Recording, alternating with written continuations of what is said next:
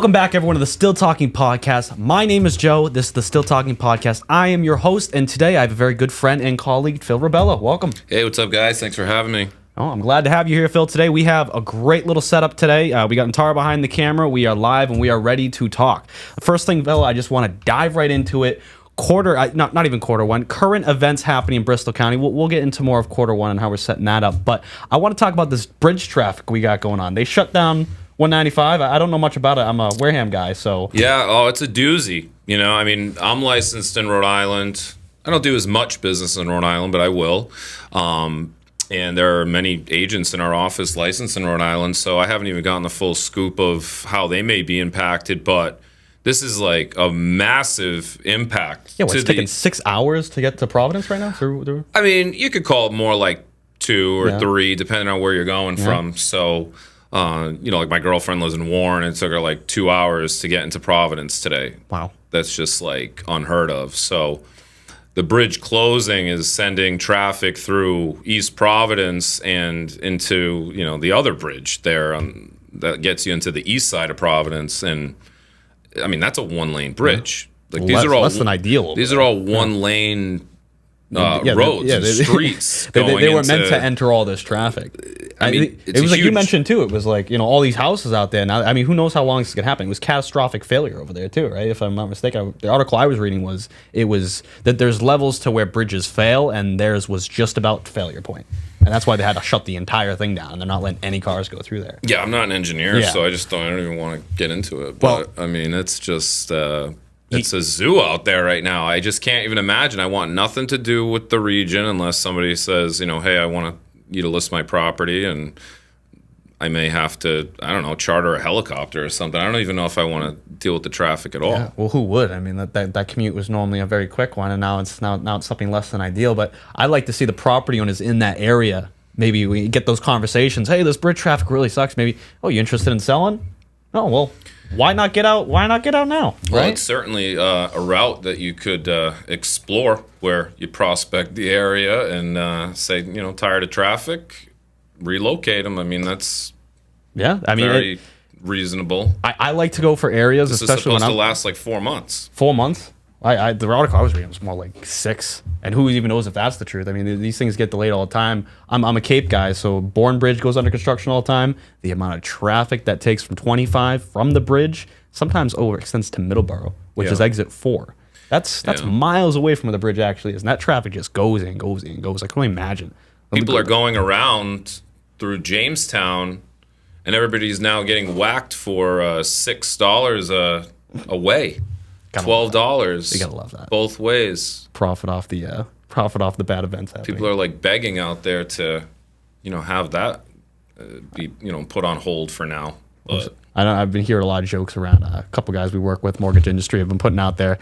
They're not even going to the office over there. They're trying to get Airbnbs outside of that area. So they can commute later when the traffic's less. But that kind of brings me into our next little subject here. Going into quarter one, we're talking about these sellers in bad areas. I like to personally cold call areas that have an interest in that relative area. Like for instance, there was a Berkeley property we had dealt with not too long ago over the summertime, and there was a proposed 4-door warehouse. Thing was massive. They're proposing this in a Berkeley small town. No one wants that there. It's going to get approved because it helps the economy there.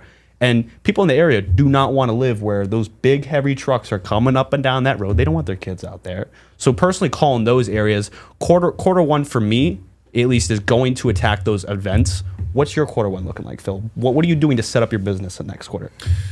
Well, there's a lot going on. But to comment on that, as long as you're, disclosing information on the sale, that's a fine idea. You just, if people are asking, or if people don't know, if you're going to take that approach, I would, plan on disclosing that sort of thing. You got it. In those sorts of I've heard areas for sure. Yeah. But as far as Q1 goes, there's a lot going on right now. There's, high rates. They're talking about bringing the rates down in 24. Six times. The Fed. Yeah.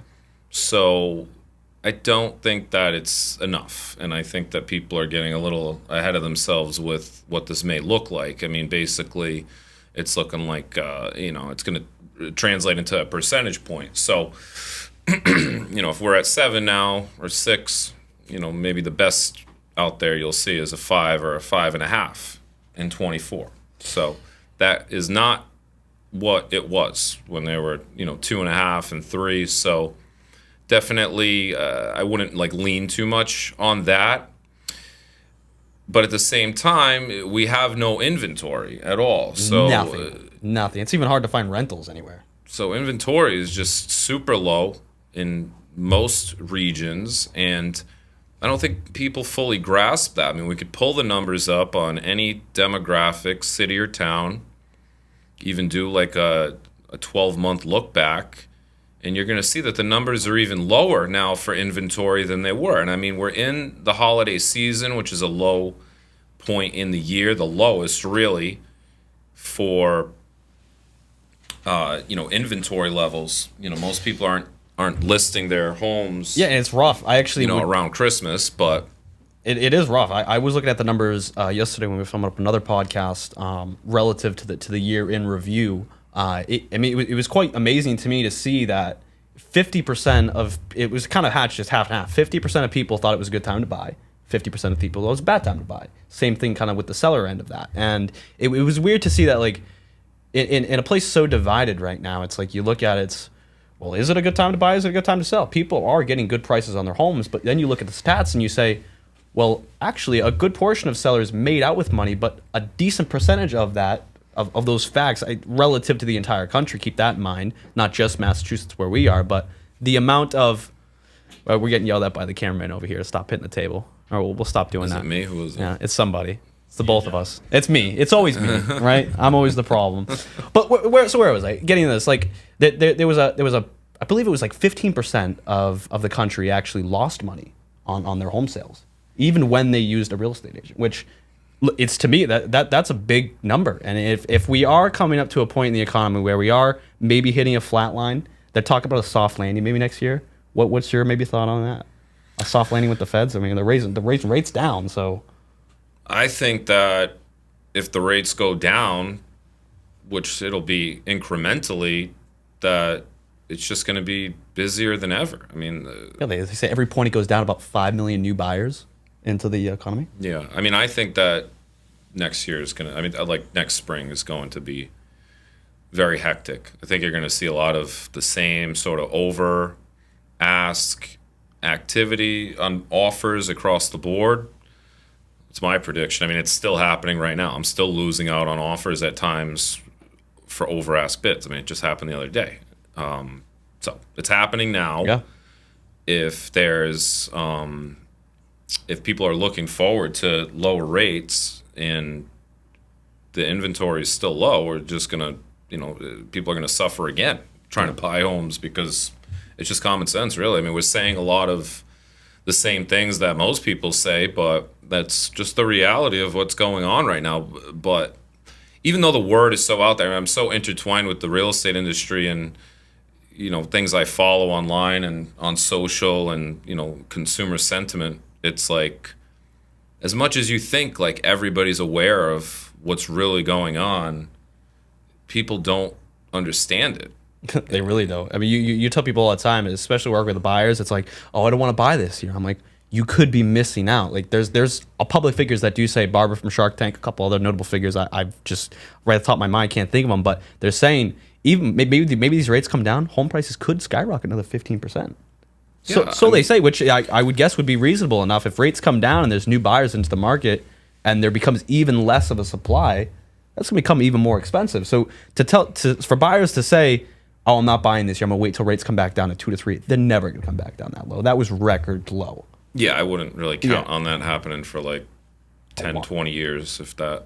Who knows if you're around by then. I mean, I'm betting on Armageddon pretty soon, but that's why I'm building the bunker in the backyard. Maybe you could buy the helicopter, That's a good idea. Yeah, I think helicopter, bunker in the backyard, that'd be a hell of a thing. But people think it's coming to the end. I don't know. I would like the world? Some people say we're in economic collapse pretty soon. I don't think that at all. I think we are actually ready to climb even higher and higher and higher.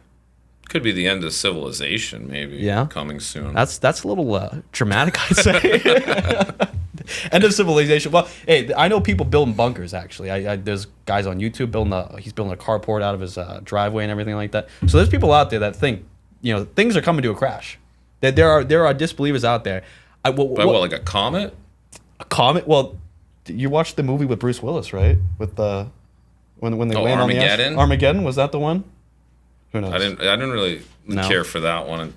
Die Hard 1 is my favorite Bruce Willis movie. Bruce Willis is a hell of an actor. Shout out to Bruce Willis. Actually, He's not dead, is he? No. No? He's not well, but Die Hard 1 is the best Christmas movie of all time. Wait, there's more than one? There is more than one, but it's probably like 5, like the Rocky movies. Don't even bother. Yeah. But yeah. Did you even watch it? I watched the first Die. No, I did watch the first Die Hard. He's like in the building. It's like almost like Rambo. It's almost like Rambo. Incredible movie. Yeah. One of my favorites. Bruce Willis. He played that perfectly when he's crawling on the vents and stuff. Yeah. Anyways. Die Hard 1, Terminator 2. Talk about the end of civilization. Yeah. Well, we could be there. Technology is climbing, right? I mean, AI. I was dealing with a ChatGPT the other day. It's giving me images off Dolly, right? You could literally tell it to make an image of you, and you tell it to make it look a little bit more like me. It put my scar on my cartoon figure. Wow. I was like, wow. But what happened to your fingers, though? Yeah. Well, my hair was actually more of the worst part because it made my hair split in half. I looked like I did not look good. That was the joke. And Tara must know about that. The fingers never come out right. The fingers never come out right? What? Yeah, that's what happens. Yeah, and then sometimes they put letters in there that don't look like letters. Okay. Oh, they fixed it? Yeah. Well, every time I kept telling ChatGPT to take out the numbers, they wouldn't take out the numbers that they randomly input on the picture, which is weird. I don't know if Tara, you've dealt with more ChatGPT than anything, but that was so weird. I was telling it to make new graphics for the podcast because we're up in this thing where we're getting more viewers every other day, and I was like, we need more better graphics. So hopping on ChatGPT trying to get a rough idea of everything, it's putting like the numbers 9, 8, and 2, and I'm like, why are you putting these? It's Terminator. It's like we're coming to the end of the world. He's trying to tell me something. The ChatGPT is trying to tell me something. I believe that Terminator 2 has been predicting the future for a while. Yeah. Well, hopefully, what's his name doesn't come back in time and start saying we need to protect you. And I mean, I don't want to get kidnapped by no Terminator. That guy's scary. Well, that's why Terminator 2 is better because Terminator 1. All this Terminator talk. Terminator 1, not as much of a fan of as 2. Well, because Arnold's the bad guy in 1. And he's the bad guy in all. He's got the same face. He's the generic one. He's the Gen 1, right? Yeah, I think so. Whatever. Where are we on this? We're very on topic. Yeah, we're so way off topic here. But hey, who doesn't love Terminator? Who doesn't love Die Hard, right? Yeah. Stop hitting the table. Yeah, we know. The cameraman's yelling at us and everything. It's going to improve in Q1. It will. There'll be less table tapping. It will be a lot less table tapping. Q1.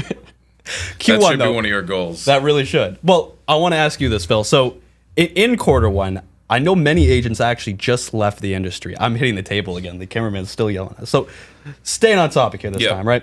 A good quarter of the industry of real estate agents just left. It happened to be with this NAR lawsuit and everything going on. If any viewers out there know, the NAR was pretty much sued by a couple, clients and sellers saying there was a commission issue where they were paying out the seller's agent too much money, and same on the buyer's end. They want to cut commissions now and get rid of buyer's agents. What's your take on that? What would be your message to that? Because a quarter of the industry kind of just left. I mean, the economy it was a great year in real estate if you worked it correctly. Those people that didn't really work are the ones that left. Yeah. What's your take on that? Well, I don't know that the lawsuit really has all that much to do with agents leaving the industry right now. I think that it's just hard for agents right now to survive and close deals in the industry, especially new agents that came in 2020 when things became unbelievably hot.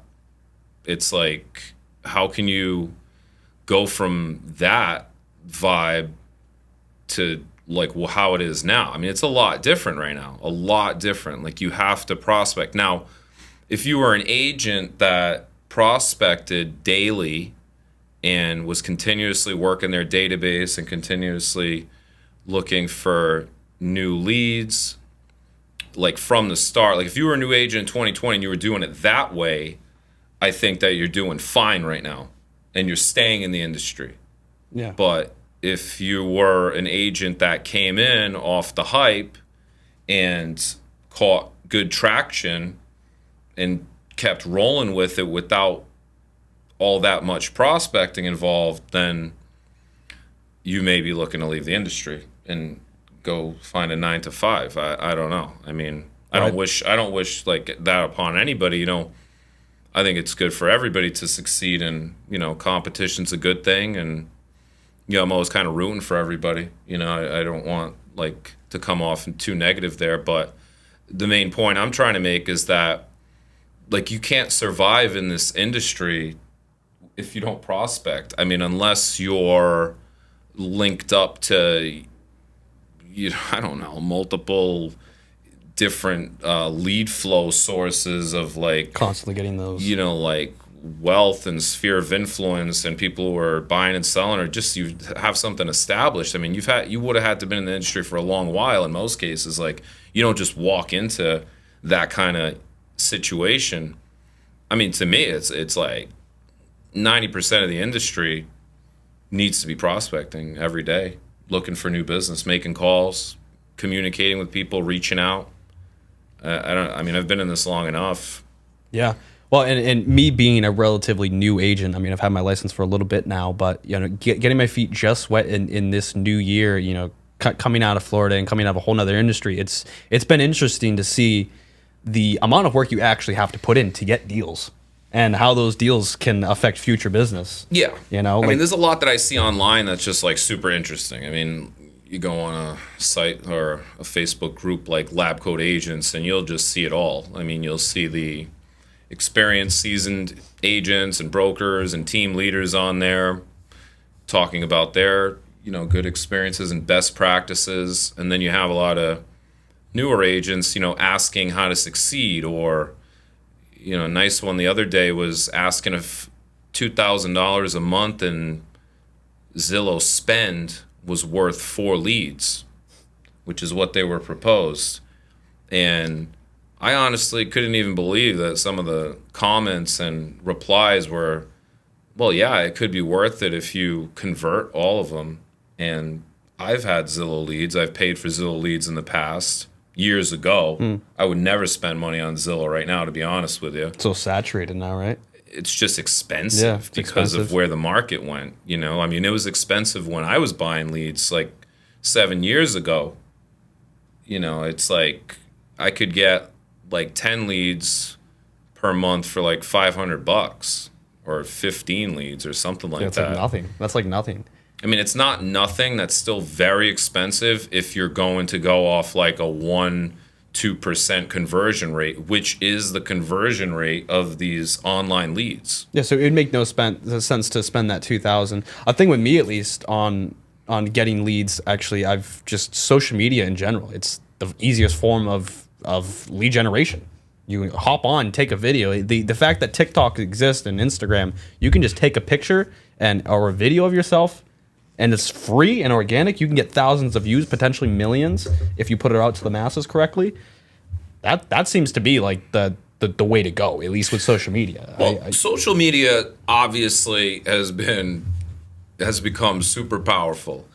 I'm just concerned with a lot of the content that gets posted on social media, Very because misleading sometimes. I mean, I'm guilty of it.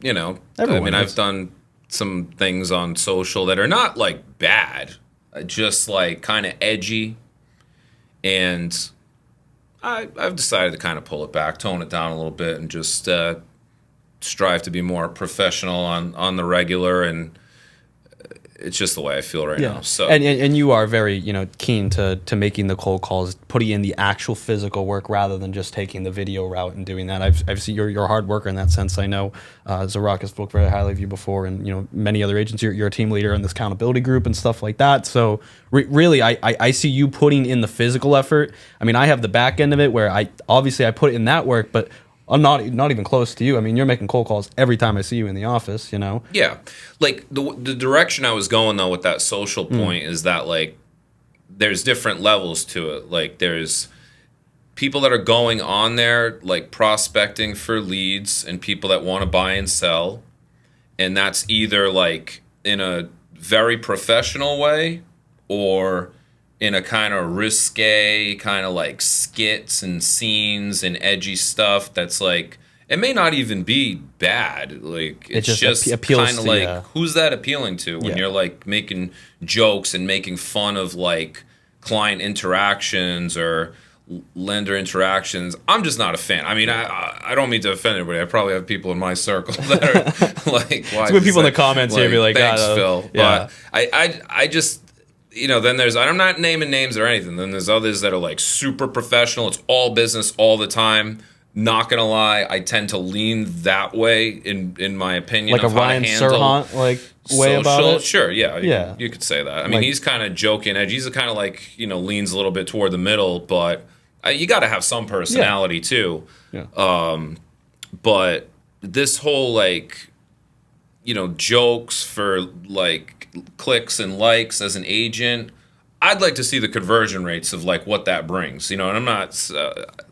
I don't know. I just don't know what a lot of that joking stuff is going to make somebody be like, oh, this person's funny about real estate. I want them to sell my house. Yeah. Like, sorry, I don't know if that really is working. And then you have agents and influencers that influence other agents, which I'm also a fan of, you know, and I follow a lot of people like that on social that are, you know, putting out positive, solid messages constantly on video for like agent to agent. I like those too. That, you know, is giving solid advice. Some of them don't.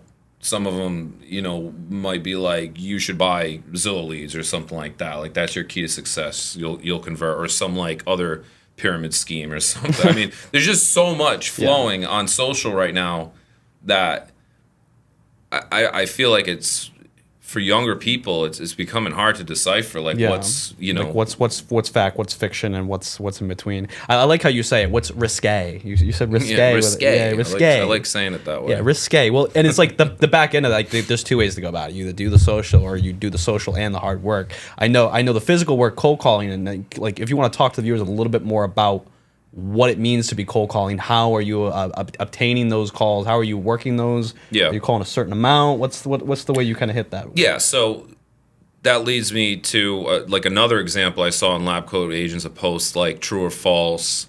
Do you need to heavily cold call and prospect early in your career?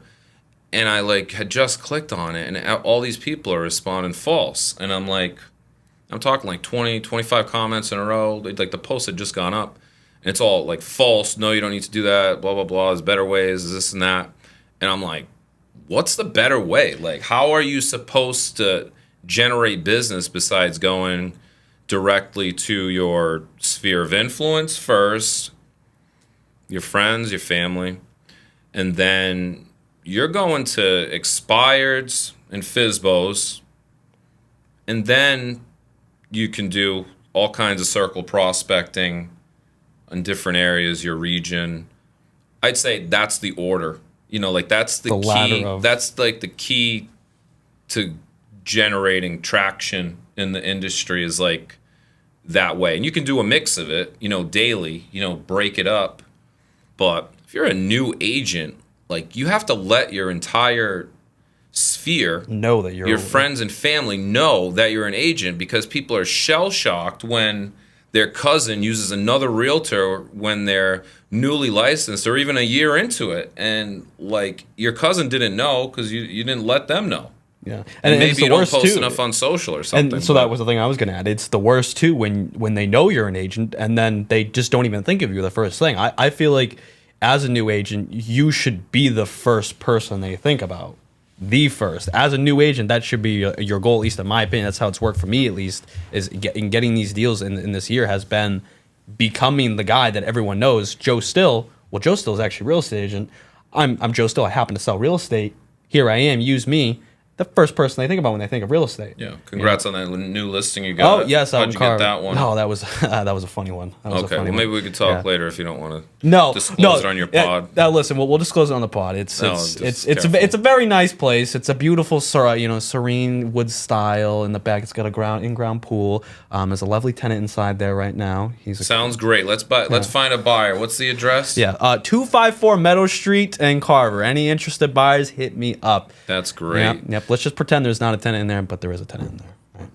You'll figure it out, I'm sure. But back to the point, so we don't run out of time. I mean, that right there is, those are the steps. So, like, I don't know what else you're going to do in what other order than hit on those, you know?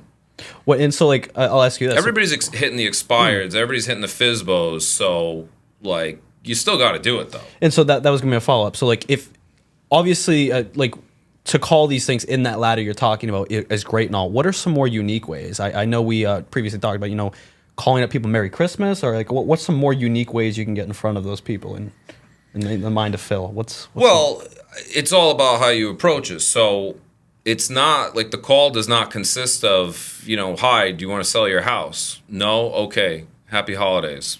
You know, it's more like, not a telemarketer. You're more of a, yeah, like that was the thing with that post that I was just talking about, lab coats, where people were like, true or false, is it, you know, do you prospect heavily at the start, cold call?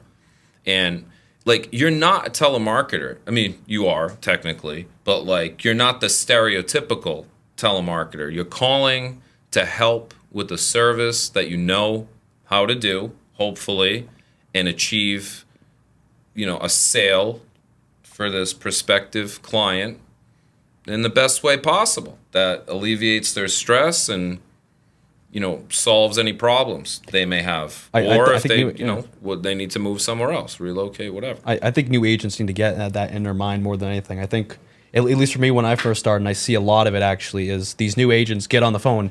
Hi, is this John on 125 Main Street? It's like, that's selling. That's telemarketer. What you're saying is take the more of a standard approach. You know, I'm here offering a service. I mean, would you be interested in? Yeah, and, I mean, I have my own like way of conducting a call, and like my tonality and the way that could be a whole nother podcast. I get into it, like into the convo. It's like I have a way of, you know, keeping people on the phone and then getting into, you know, more of the specifics without bothering them. Like, my calls are genuinely unbothersome, and people start talking to me and telling me all kinds of things about their home and what they're doing, even if they're not selling. And then you just have a conversation, you take some notes, and then you set a follow-up. And then a follow-up is a whole other beast, because you can make cold calls and do all these things day in and day out. But if you never follow up with any of those people, then what was the point? And you're not going to get anywhere. Like, you're never going to list their house or help them buy a house if you're not following up with them regularly, top of mind somehow, whether it's some, you know, email drip, or, you know, some mailers that, you know, stay in front of them, or some social, add them on social. I like the word you said, that keyword being conversations. The more conversations you're having, at least, especially with new agents out there in the industry, you know, conversations equal deals. It's the follow-up, the deals are in the follow-ups, essentially. So the more conversations you can have with the same person, the more likely it's going to yield something to you. Yeah, you know? And I think that's the common misconception in the entire industry, is that you're going to make one call and convert an exclusive, right, and list the house and sell the house in a month, and do that, you know, 2, 3, 4 times a month off of one call. Yeah, rare. I've only had one person do that, and we didn't even get the listing. It was an appointment the next day, and I like that you said that, and you let the viewers know this, that, you know, that one phone call is not the call that's going to get you the deal. It's going to be the 5, 7, 10 other phone calls you're going to make to that same person. Sometimes even the course of many years, 2 years. I mean, you've converted stuff from over 1 year, right? People that looked dead on the CRM, but now are alive and alive again, and you've called them before a year ago, and they still remember you because you were that professional and that good over the phone, rather than be the telemarketer. Yeah, I mean, that's the, you know, I know how to conduct a deal, list it, market it, you know, get it done to the closing table, and, you know, leave with a happy client.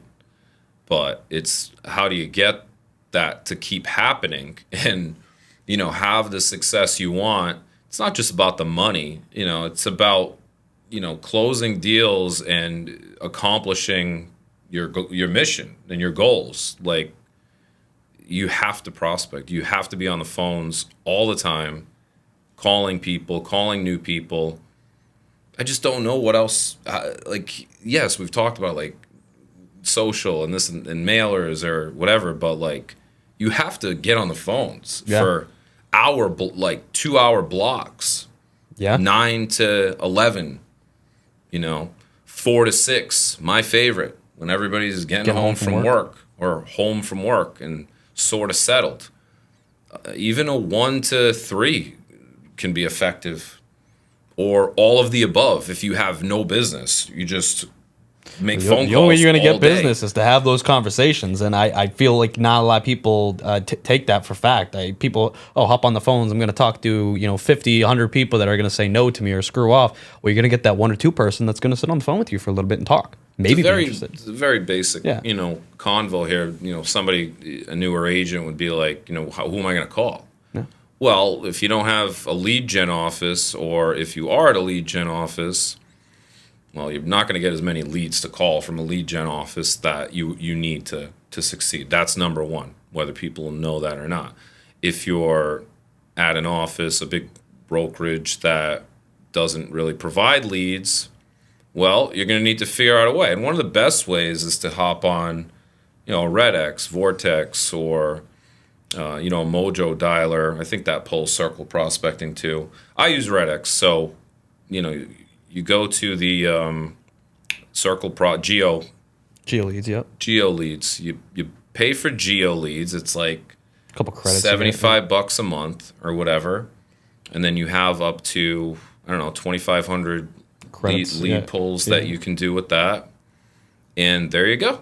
Yeah. You got people to call. Yeah, and you just circle down an area that you want, and you call that area. The area you want. I mean, one of the most basic steps would be to circle prospect where your office is.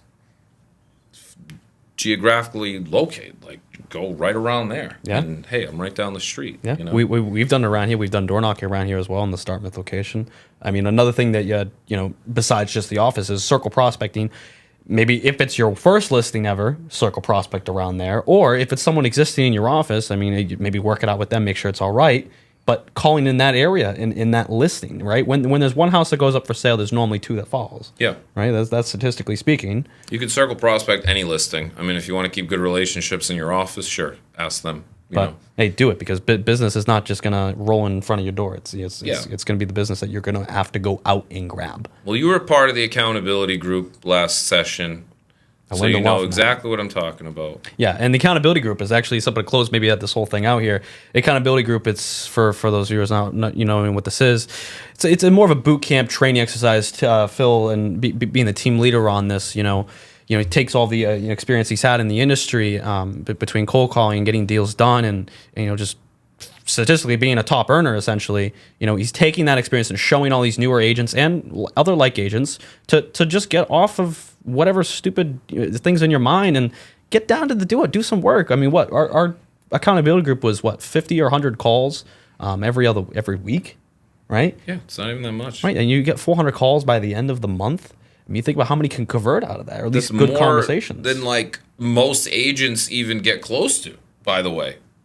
No, yeah, I don't know many agents outside of Revolve's company that are hitting these phones like as much as... We don't know for sure, but it's an industry-wide issue where everybody's dying for business. Everybody is so frustrated with the current market conditions, and they don't get on the phone. So the boot camp accountability group is a structured system where we basically have like a roundtable chat weekly, and we talk about what you did during the week. It's like a sales meeting, but with more variation to it. And you were part of the last session, and you did well with it. I think I watched you go from newer, still working another job, to locking down listings and closing deals. I mean, there's nothing better than that for me. I mean, after all the effort I put in that, and seeing anyone come in and do the same is really